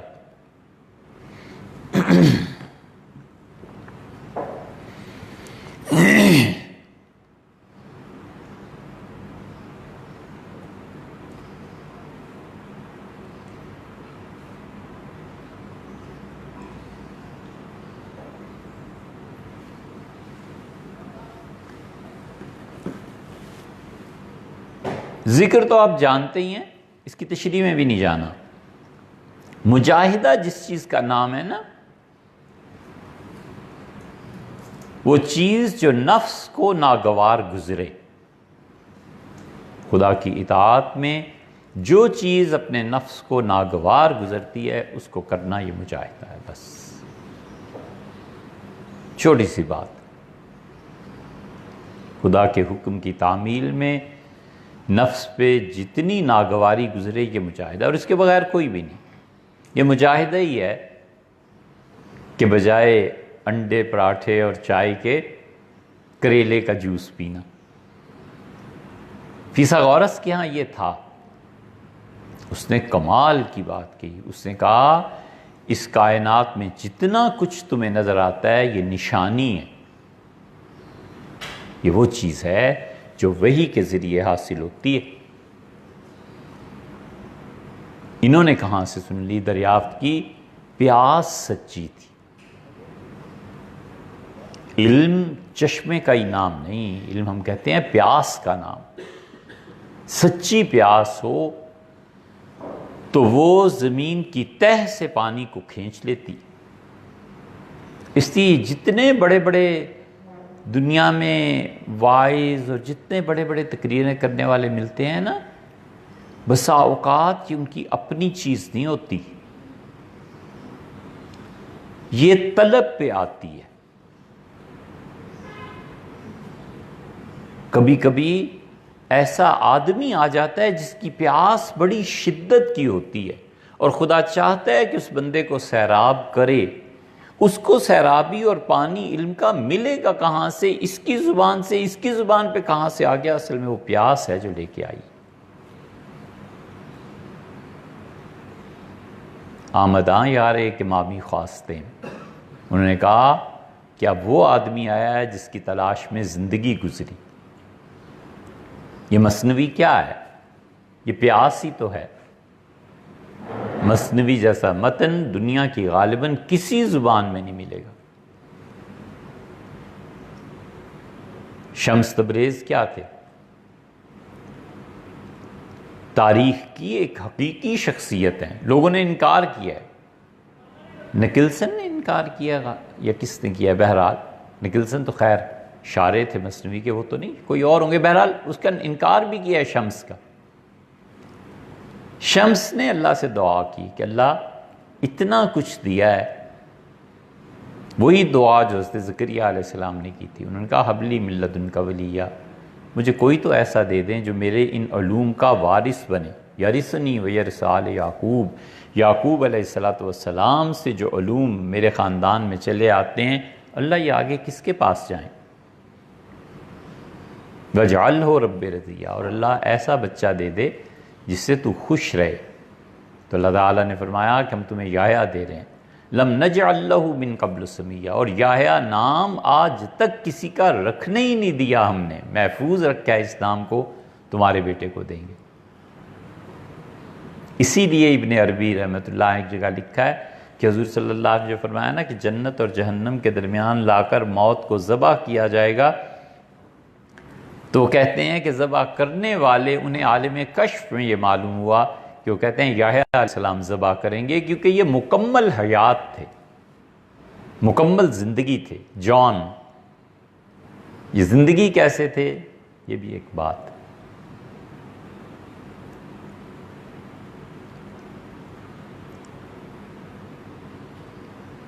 تو فیثاغورس کے ہاں بھی یہی تھا کہ بس ایک چیز بتا دی، اس نے کمال کی چیز یہ کہی کہ اس کائنات میں جتنی بھی چیزیں ہیں یہ ایک کی طرف لے جاتی ہیں۔ کائنات میں ہیں نشانیاں، اور پھر اس نے اسی چیز کو میتھمیٹیکلی پروف کیا۔ اس نے کہا ایک ہی ہے جس کی طرف جاتی ہیں، اور وہ ایک کی نشانیاں، نشانی چیز کیا ہے، آیت چیز کیا ہے، اس کو بھی سمجھنا چاہیے۔ نشانی وہ چیز جو منزل کا پتہ دے، بس اتنی سی چیز ہے، اور کیا ہے؟ منزل ہے کہ فیصل مسجد پہنچنا ہے،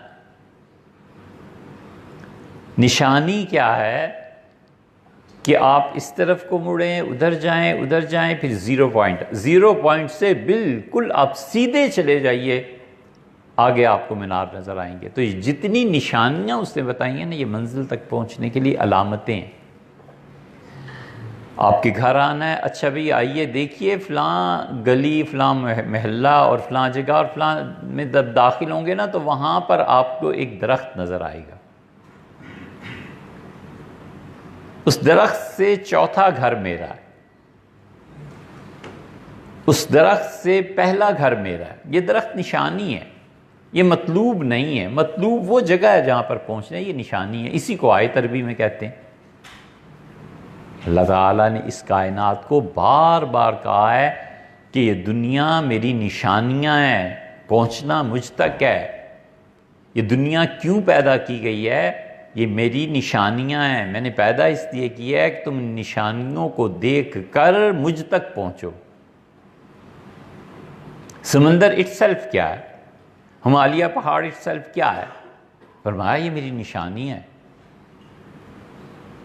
تمہاری زبانوں اور رنگوں کا اختلاف، فرمایا میری نشانی ہے، اس پر تم غور کرو، پھر تم مجھ تک پہنچو، میرے گھر تک پہنچو، مجھ تک پہنچو، میری ذات تک پہنچو۔ فیثاغورس نے یہ بات دریافت کی، اور خانقاہ اس کی کیا تھی؟ 10-20% تعلیم، اور اس کے بعد سارا وقت اس کی پریکٹس میں گزارنا، بس اتنا تھا۔ شاگردوں نے پوچھا کہ کیا چیز ہے جو کثرت سے وحدت کی طرف لے جائے، نشانیوں کو دیکھ کر اس ایک تک پہنچا جائے، وہ کیا چیز ہے؟ اس نے کہا جاننا اور بے رغبتی۔ اس فکرے کی گہرائی دیکھو یار، کمال ہے، کمال ہے۔ اگر وہ اہل ایمان میں سے تھا تو خدا کی ہزاروں رحمتیں اس پہ۔ اس بندے نے کمال کیا ہے 2 لفظوں میں، اس نے کہا جاننا اور بے رغبتی۔ دین اور دنیا میں ہر چیز کا حصول رغبت اور محنت کا نتیجہ ہے، اور بس پوری دین اور دنیا، جنت تک رغبت اور محنت، یہی چیز ہے نا۔ جنت کی طلب ہونی چاہیے۔ حیران ہوتے ہیں لوگ، کہتے ہیں زندگی میں کریں کیا؟ ہم کہتے ہیں یار اللہ نے کہا ہے جنت میں آؤ، یہ تھوڑا کام ہے کرنے کا، یہ کام تھوڑا ہے کرنے کا۔ اللہ کہتا ہے جنت میں آؤ، ملاقات ہوگی۔ ساری زندگی کے لیے یہ تھوڑا کام ہے۔ کہتے ہیں کام نہیں ہے۔ کیوں کام نہیں ہے؟ اللہ کی یاد کوئی کام ہی نہیں ہے۔ رغبت، ہم اتنے آخرت سے بیگانہ ہو گئے ہیں کہ خواب میں بھی کبھی جنت اور جہنم نہیں نظر آتے۔ پہلے زمانوں میں لوگوں کے خوابوں میں کئی مرتبہ جنت آتی تھی، جہنم آتا تھا، کوئی چیز آتی تھی. اب ہمیں خوابوں میں بھی یہ چیز نظر نہیں آتی. اور وہ ایک بات پیچھے رہ گئی تھی کہ ہمارے بچے زبان نہیں نہ پڑھتے، ان کا علم محدود ہو گیا اس حد تک کہ وہ پڑھو جس سے تم کما سکو، اور زبان محدود ہو گئی ہے. یہ دوسری بات ہی جو سب کہہ نہیں پائے، زبان محدود ہو گئی ہے فقط چند جملوں تک. نیا لفظ آئے تو بجائے اس کے کہ سیکھیں کہ اس کا مطلب کیا ہے، آگے بڑھیں، آگے چلیں، اس کا مطلب کیا ہے، نہیں سیکھتے. آپ کبھی یورپ میں جائیں، کوئی انگلش کا لفظ کوئی بولے اور نہ سمجھ میں آئے اور اس سے پوچھیں، آپ دیکھیں کہ بڑی محبت سے سمجھاتا ہے کہ اس لفظ کے یہ معنی ہے، یہ اس کا مترادف ہے. اچھا میں آپ کو اور بتا دیتا ہوں، اور بتا دیتا ہوں. اور یہاں کس سے پوچھے تو پوچھتے ہی کوئی نہیں. یہ نقصان ہے. اس لیے زبان محدود ہو گئی، زبان چند جملوں تک محدود ہو گئی. WhatsApp, email, bank, cheque, degree, income tax, بس. اور کتنے، یونیورسٹی، کالج، اسکول. زبان بس اتنی محدود ہو گئی ہے. اس لیے دوسروں کی زبان تو کیا بولتے، اپنی زبان نہیں بولنی آتی. اور اس کے نظارے اگر دیکھنے ہو اور لطف اٹھانا ہو تو یہ شام کو جو بیٹھتے ہیں نا ٹی وی پہ اور حالات حاضرہ پہ، تبصرے پہ اور کس پہ، ایسے ایسے الفاظ بولتے ہیں کہ بے اختیار ہنسی چھٹتی ہے کہ یہ لفظ پڑھا کیا اس نے اور بولا کیا. یہ چیز ہے نقصان. اس نے کمال کی بات کہی، اس نے کہا جاننا اور بے رغبتی دین اور دنیا. اسی لیے خدا کہتا ہے سارعوا الی مغفرۃ من ربکم، لپکو، جلدی کرو، بھاگو، دوڑو اپنے پروردگار کی بخشش کی طرف. وجنت، اور آؤ لوگو جلدی کرو جنت کو لینے میں. اور جنت کیا ہے؟ اللہ نے کہا جنت کا عرض تمہارے زمین اور آسمان کے طول سے بھی بڑا تو اس کا عرض ہے. عرض عربی زبان میں کہتے ہیں نا پیش کرنا. تو جو کپڑا بیچتا ہے وہ اب تو وہ بھی تمیز ان میں بھی نہ رہی، وگرنہ پہلے ہمیشہ وہ پوچھتے تھے کہ بر کتنا ہے، تو وہ عرض میں بتاتا تھا کہ یہ لیں، وہ ایسے دکھاتا تھا کپڑا. اب تو طول میں ڈال دے، عرض میں ڈال دے، اسے پرواہ ہی نہیں ہوتی. پہلے زمانوں میں عرض میں پیش کیا کرتے تھے کہ آپ دیکھ لیں 1 میٹر ہے کتنا ہے، تاکہ وہ پورے کپڑے کو ایک نگاہ اس کی مقید کر لے.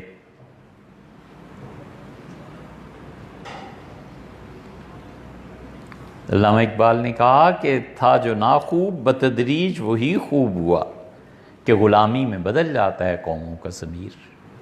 قومیں جب غلامی میں آتی ہیں نا تو پھر ضمیر بدل جاتا ہے.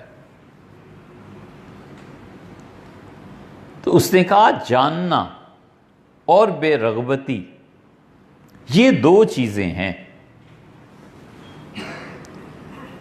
ایک جانو اور ایک بے رغبتی. جاننے کا کیا مطلب تھا؟ جاننے کا مطلب تھا علم. اور یہ علم کے لیے بس اس کی خانقاہ میں جاؤ، فیثاغورس کی سارا دن زہد ہے اور 10% باتیں، 90% اپنا تزکیہ.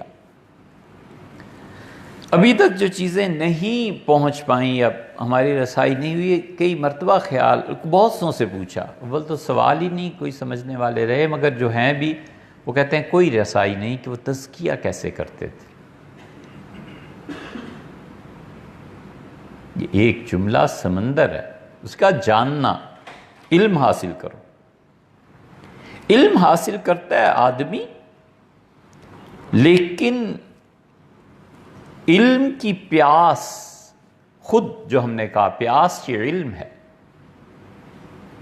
جاننا اشیاء کے حقائق کو جاننا، صورت اور حقیقت کے فرق کو، جو صورت اور حقیقت کے فرق کو نہیں جانتا گمراہی میں چلا جاتا ہے، اور جو صورت اور حقیقت کے فرق کو نہیں جانتا بربادی پہ اتر آتا ہے۔ صورت اور حقیقت کا فرق جانیں۔ صورت گناہ کی ہے اور حقیقت میں بہت بڑی نیکی ہے، اور صورت سچائی کی ہے اور حقیقت میں کفر ہے۔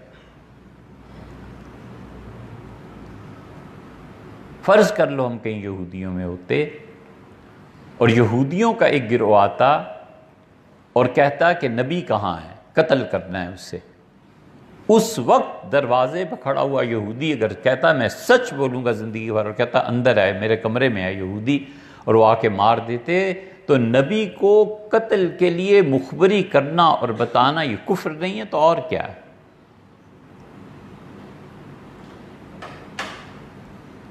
صورت اور حقیقت کے فرق کو جو نہیں جانتا نا، یہ شخص رہنمائی کے قابل بھی نہیں ہوتا۔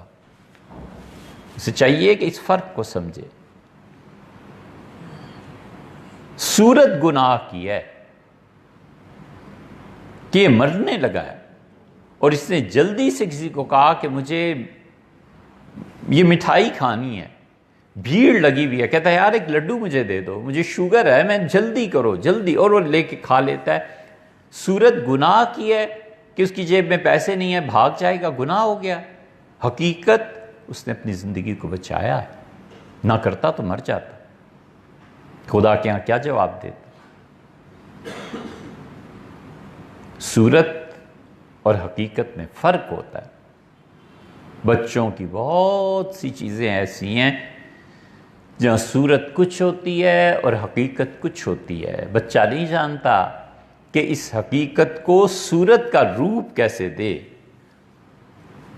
لیکن عقل مند باپ سمجھتا ہے کہ جو صورت یہ بچہ بیان کر رہا ہے نا، اس کی حقیقت کچھ اور ہے، اس حقیقت پہ پردہ ڈالنا ہے یا نہیں ڈالنا یہ حکمت کی بات۔ اس نے کہا جاننا، اور جاننے کے بعد دوسری چیز اس نے کہی کہ بے رغبتی۔ دنیا پوری کی پوری، اس میں کوئی عیب کوئی برائی نہ ہوتی، تو اتنی لعنتی چیز ہے، اتنی اس پہ خدا نے لعنت بھیجی ہے کہ یہ دنیا بڑا خیال نہیں پیدا ہونے دیتی۔ کسی کی دنیا محدود ہے پیسے تک، ساری زندگی پیسے میں کھپا دے گا، یہ پلاٹ خرید لو، اس کو بیچ کے یہ خرید لو، یہ اتنے کروڑ کا ہے، یہ اتنے کروڑ کا ہے، یہ اتنی رقم ہے، کبھی جو اس کے ذہن میں خیال آئے کہ یار صبر کیا ہوتا ہے، کبھی جو اس کے ذہن میں خیال آئے کہ اللہ کی معرفت کیا ہوتی ہے، کبھی جو اس کے ذہن میں خیال آئے کہ عبادت اور بندگی ان الفاظ کے معنی کیا ہیں، کبھی نہیں آتا، بندگی نہیں آتی۔ اور جس میں یہ بندگی اور عبادت سما جاتی ہے، وہ دنیا ضرورت کے مطابق ہی ہوتی ہے، محبت نہیں ہوتی۔ رابعہ بصریہ رحمت اللہ علیہ، علماء آئے اس زمانے کے، بڑے بڑے محدثین تھے، انہوں نے آ کے رابعہ سے ان کی باتیں سنتے تھے۔ ان کی باتوں کی حقیقت یہ تھی کہ کسی نے امام احمد بن حنبل رحمۃ اللہ علیہ جیسے آدمی سے پوچھا کہ آپ بشر کی مجلس میں جاتے ہیں، یہ کیوں؟ حالانکہ آپ تو مجتہد اور امام ہیں۔ بشر حافی رحمۃ اللہ علیہ پڑھے لکھے ضرور تھے، مگر کہاں امام احمد بن حنبل رحمۃ اللہ علیہ کے علم، وہ مجتہد تھے، ان کے علم کے برابر کس کا علم ہو سکتا تھا؟ تو بشر حافی کہتے ہیں جو ننگے پاؤں چلے، ننگے پاؤں والا، ان پہ ایک حالت کا غلبہ تھا، یہ کبھی کبھی ہوا کرتا ہے صوفیہ میں، کسی شخص پہ ایک حال کا غلبہ ہوا کرتا ہے،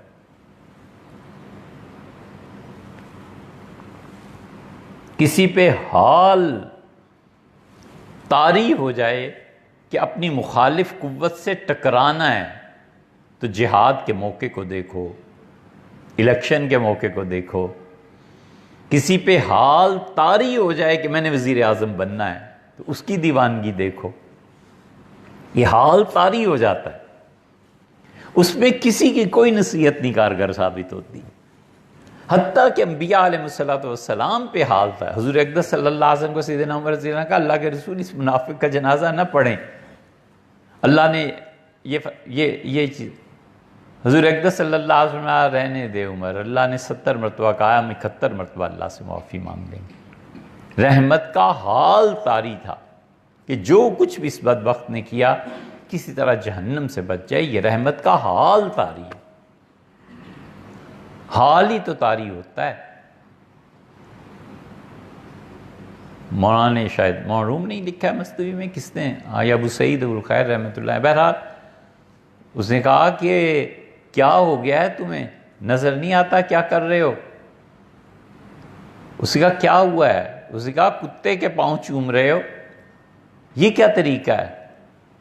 اس نے کہا کتے کے پاؤں نہیں چوم رہا، یہ کبھی کبھی اس کی گلی میں جاتا ہے لیلا کی۔ یہ حال ہی طاری ہوتا ہے جو پاگل اور دیوانہ بنا دیتا ہے۔ بشر حافی رحمۃ اللہ علیہ پہ حال طاری تھا۔ کسی نے پوچھا جوتے نہیں پہنتے؟ انہوں نے کہا بے ادبی سمجھتا ہوں، یہ زمین اللہ کی ہے اور بادشاہوں کے فرش پہ کوئی جوتے پہن کے چلتا ہے؟ اور خدا جب بدلنے پہ آئے تو کیسے بدلتا ہے؟ شراب پی کے آئے اور ایک کاغذ دیکھا، نشہ تھا لیکن اس حالت میں کچھ ہوش تھا، وہ گندگی میں پڑا ہوا تھا، اسے اٹھایا، اللہ تعالیٰ کا نام یا آیت یا کچھ اچھی چیز لکھی ہوئی تھی، اور اسے صاف کیا، دھویا، خوشبو لگائی اور رکھ دیا اوپر کی کسی جگہ پہ، تو نشے کے عالم میں سو گئے۔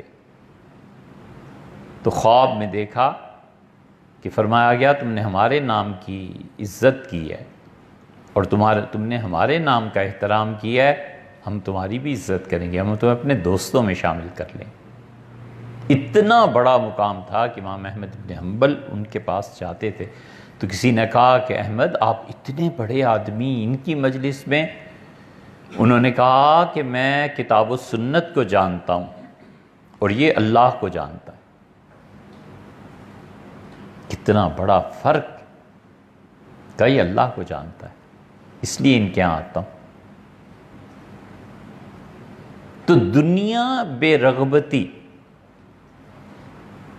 دنیا کی سب سے بڑی مصیبت یہ ہے کہ اوپر اٹھنے ہی نہیں دیتی۔ ایک آدمی پہ حال طاری ہو جائے،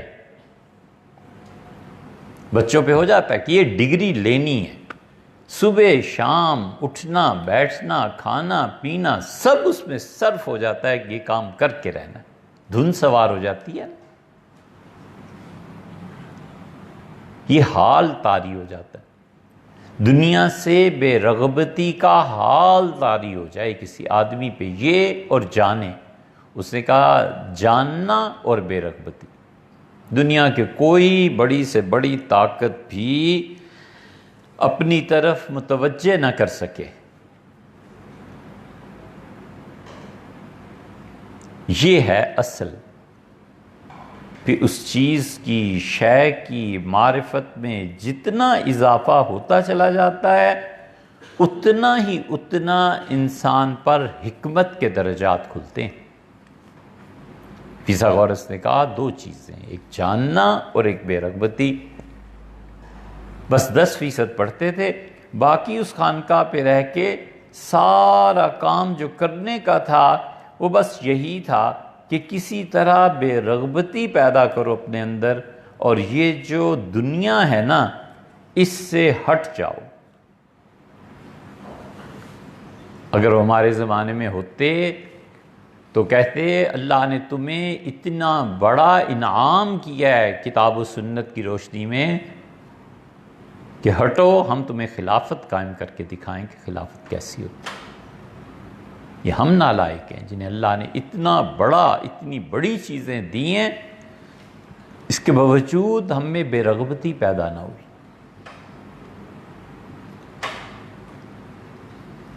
رغبت نہیں نکلی دل سے، دنیا کمانے کی ہوس، دنیا کو اس کے مواقع کے مطابق استعمال کرنا،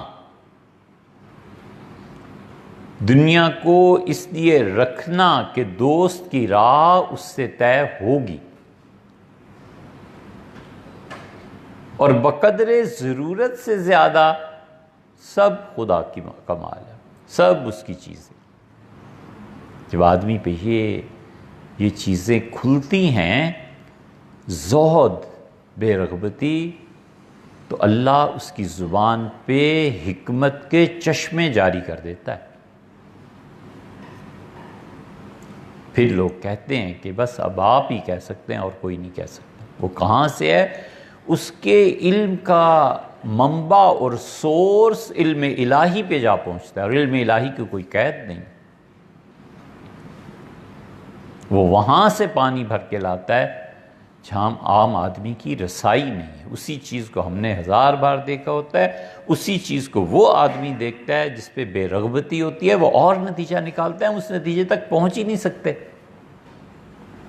اس سے کہ ہماری نظر کمزور ہوتی ہے، اور اس کی نظر بالکل ٹھیک پڑتی ہے۔ وہ جو رائے دیتا ہے صحیح ترین رائے ہوتی ہے۔ سیدنا عمر رضی اللہ عنہ کو ایسے ہی نہیں اللہ نے اتنے بڑے مقام سے نوازا۔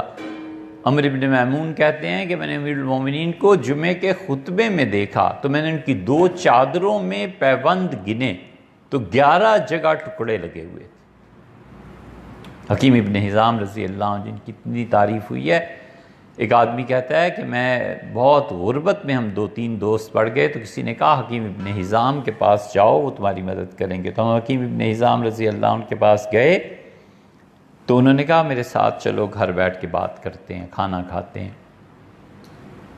تو میں نے دیکھا وہ اپنی سواری اونٹ پہ تھے اور ایک جگہ سے گزرے تو ان کے ہاتھ میں ایک چھڑی تھی، اس چھڑی کو جھک کے انہوں نے زمین سے ایک کپڑا اٹھایا، ہک لگی بھی تھی، اور گھر لے جا کر نوکروں سے کہا کہ اسے دھو دو۔ تو ہم نے دل میں سوچا کہ جو آدمی ایک کپڑے کو دیکھ کر اٹھا رہا ہے اور اتنا لالچی ہے، یہ ہماری مدد کیا کرے گا؟ تو حکیم ابن حزام رضی اللہ عنہ نے اس کپڑے کو منگوایا، دھل گیا تھا، اور سونا بھر کے ہمیں دیا اور کہا لے جاؤ اور تجارت کرو۔ صورت کیا ہے اور حقیقت کیا ہے؟ اس لیے صورت اور حقیقت بڑا فرق ہے۔ صورت میں بوسہ دینا ہے، اور اس بوسے کی حقیقت والدہ کے ہاں ہے تو وہ شفقت ہے، اور کسی اور نسبت سے ہے تو ممکن ہے محبت ہے، اور کسی بادشاہ کی نسبت سے ہے تو ممکن ہے وہ اس کا عزت اور احترام ہے۔ کھڑا ہونا ہے نا، ممکن ہے اس کی دولت کے لیے لوگ کھڑے ہوئے ہوں۔ حضور صلی اللہ علیہ وسلم نے فرمایا جو یہ چاہے کہ اس کے آنے پہ لوگ کھڑے ہو جائیں، اسے چاہیے کہ اپنا ٹھکانہ جہنم میں سوچ لے۔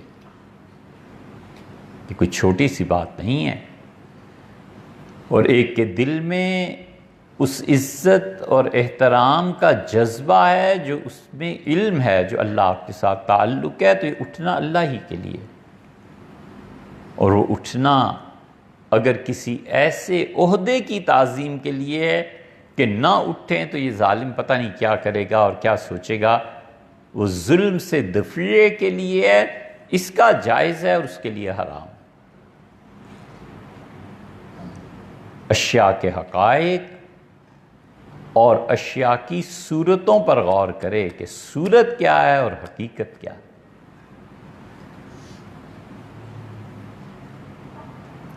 اس لیے یہ جتنے یونان کے تھے نا، انہوں نے کہا کہ یہ کائنات یہ نشانیوں کا مجموعہ ہے، اور کثرت سے یہ وحدت کی طرف لے جاتی ہے، اور اس وحدت کو پانے کے لیے یہ ساری چیزیں انہوں نے پھر فراہم کی۔